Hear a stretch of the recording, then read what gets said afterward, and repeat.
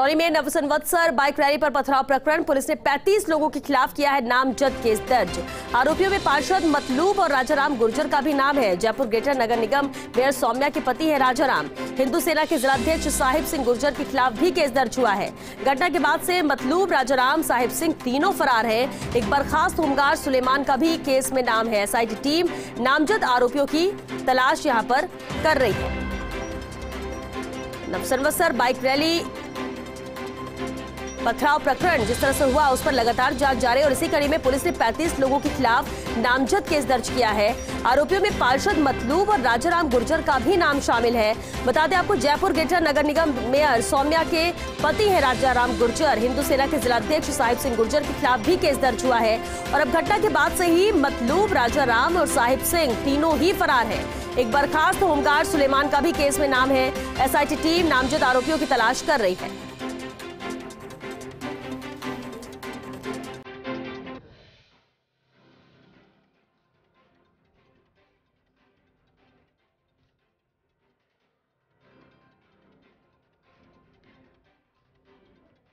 तो जयपुर ग्रेटर नगर निगम मेयर सौम्या के पति हैं राजाराम गुर्जर, जिनका नाम भी इसमें है, जिनके खिलाफ भी केस दर्ज किया गया है। यहां इस मामले में पुलिस ने 35 लोगों के खिलाफ नामजद केस दर्ज किया है, जिसमें आरोपियों में पार्षद मतलूब और राजाराम गुर्जर का भी नाम है।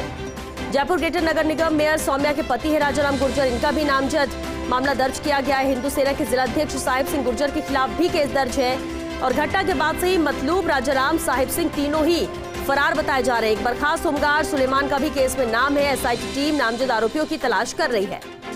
लगातार तलाश की जा रही है कि जो नामजद आरोपी है, करीब 35 लोग हैं जिनका नाम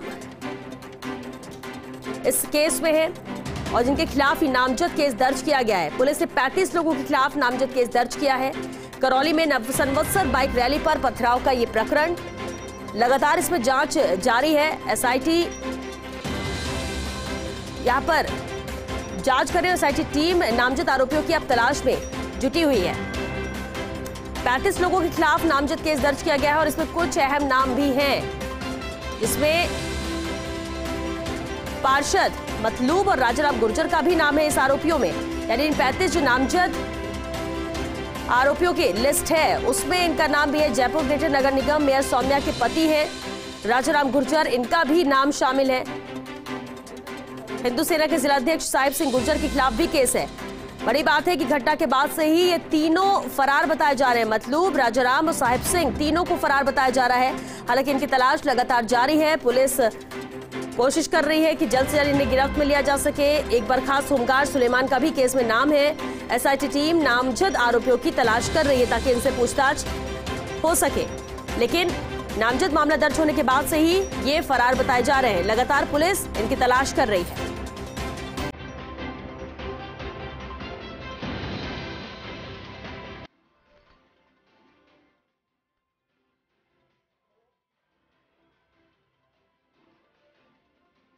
तो एक तरफ तो पुलिस तलाश कर रही है आरोपियों की ताकि इस मामले की पूरी तह तक जाया जा सके, क्योंकि राजनीतिक रंग इस घटना को दिया जा रहा है। राजनीतिक रूप से यहाँ पर बयानबाजी भी जारी है, एक दूसरे पर आरोप लगाए जा रहे हैं। लेकिन सवाल ये उठता है कि आखिर सही मायनों में दोषी कौन है, किसने पूरा प्लान किया था, किसने प्लान वे में इस घटना को अंजाम दिया।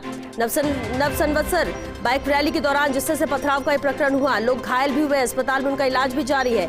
लेकिन अब इस मामले में जिस तरह से लगातार जांच आगे बढ़ रही थी, 35 नामजद आरोपियों के खिलाफ मामले दर्ज यहां पर किए हैं और अब जो 35 लोग हैं जिनके खिलाफ नामजद केस दर्ज किया गया है, उनकी तलाश की जा रही है। आरोपियों में पार्षद मतलूब और राजाराम गुर्जर का भी नाम है। राजाराम गुर्जर जो कि जयपुर ग्रेटर नगर निगम मेयर डॉक्टर सौम्या के पति हैं, उनकी भी तलाश की जा रही है, फरार बताए जा रहे हैं। हिंदू सेना के जिलाध्यक्ष साहिब सिंह गुर्जर के खिलाफ भी केस है, ये भी फरार बताए जा रहे हैं। और इस घटना के बाद से ही कहा जा रहा है कि तीनों फरार हैं। मतलूब जो कि पार्षद है, राजाराम जो कि जयपुर ग्रेटर निगम मेयर डॉक्टर सौम्या के पति हैं और साथ ही साहिब सिंह।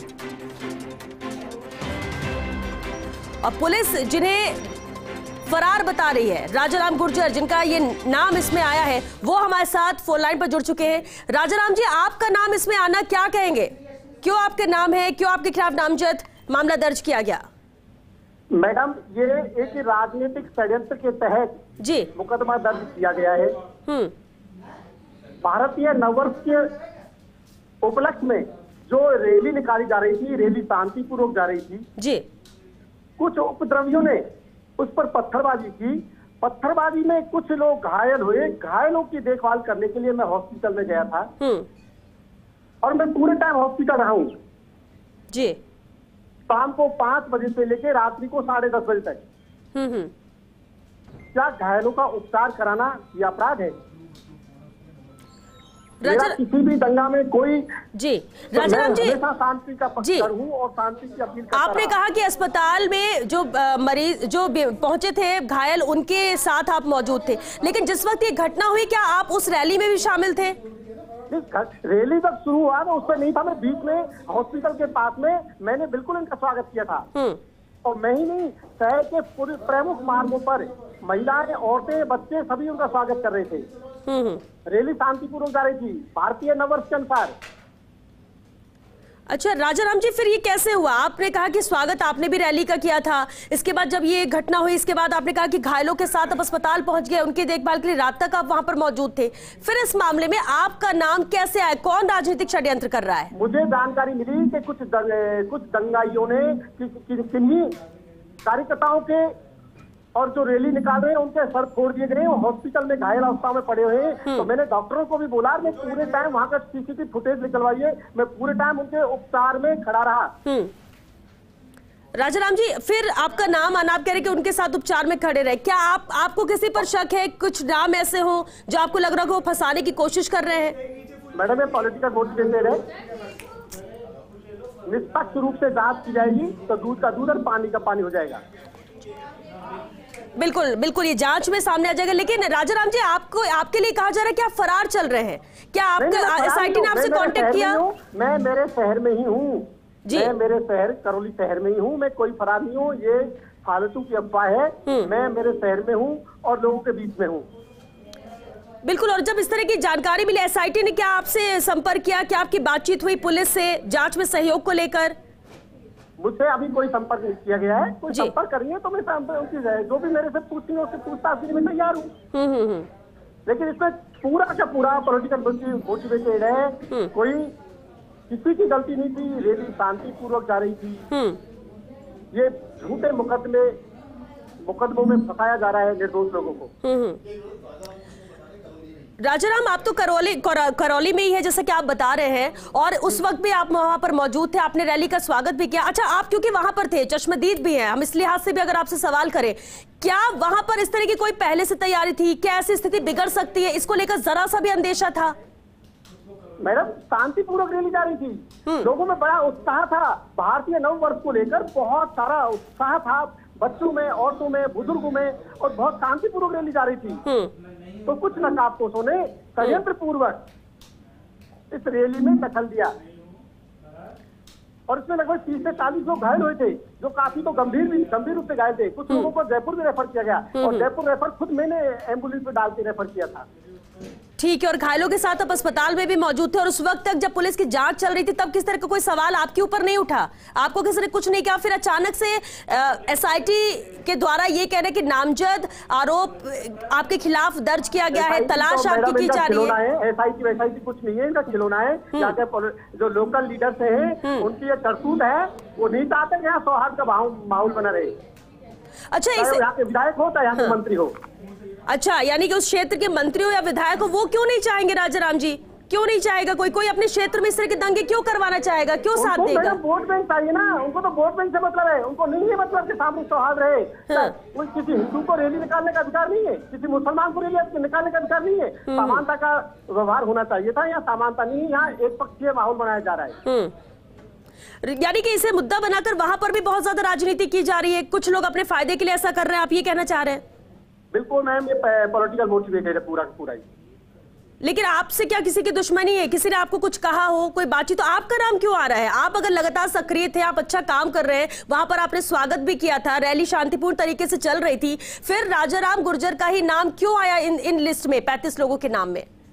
मैडम में राजनीतिक रूप से षड्यंत्र है इनका, ये राजनीतिक रूप से इनका षड्यंत्र है। इनको पता नहीं, हो सकता है मुझसे कुछ प्रॉब्लम होगी, यहाँ के लोकल लीडर्स को मेरे से प्रॉब्लम होगी।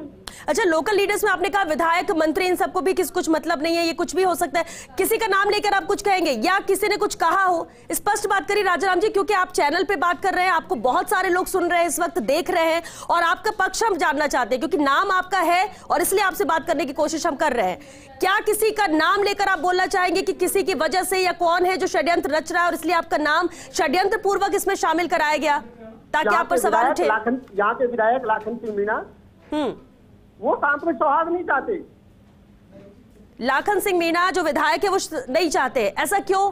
इसके बाद क्या आपकी बातचीत हुई उनसे? नहीं, मेरी उनसे बात हुई, लेकिन जो दिख रहा है मेरे को, सारी जनता को दिख रहा है, पूरे लोगों को दिख रहा है ये क्या षड्यंत्र किए जा रहे हैं।